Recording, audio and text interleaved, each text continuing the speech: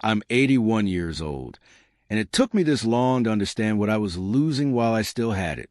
I used to think loss was something loud, a death, a goodbye, a door slamming shut. But most of what I lost slipped away quietly, while I was busy believing there would always be more time. That I'm telling you this now because I don't have much time left to tell it later. Not because I want sympathy, not because I think my life was special, but because I finally see it clearly. And I don't want that clear. These days, my mornings are slow.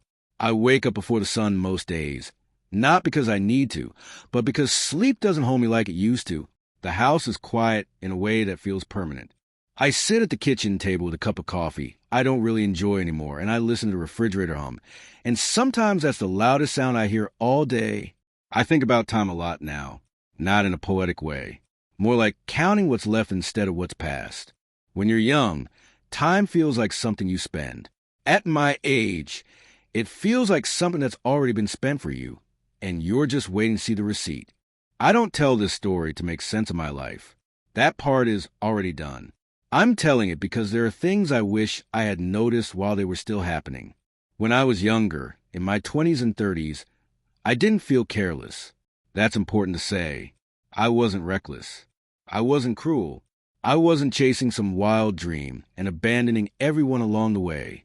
I was responsible. I worked hard. I showed up. I paid my bills on time. I did what I was supposed to do. That's the part that makes this harder to explain. I got married young. We weren't passionate in a dramatic way, but we were steady. She was kind, patient, practical. We built a life that made sense on paper. I worked long hours, not because I loved my job, but because that's what men did. You provided. You stayed late. You didn't complain. I told myself I was doing it for my family. And in many ways I was, but I also told myself there would be time later. Later to slow down. Later to listen better. Later to notice the small things.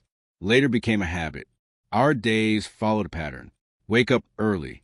Quick breakfast. A few rush words. Then I was out the door. In the evenings, I was tired. Not just physically. Tired in a way that makes you quiet instead of present. She would tell me about her day. Sometimes about nothing important.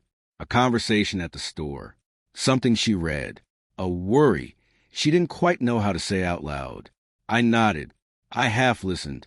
I thought that counted. I didn't realize those small conversations were the relationship. When she died, the world didn't stop. That surprised me. The sun still came up.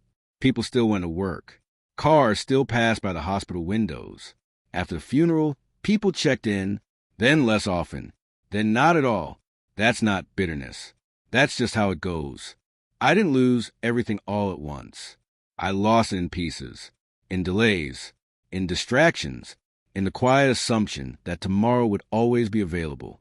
I don't regret my life, but I mourn the parts of it I didn't fully live while I had the chance.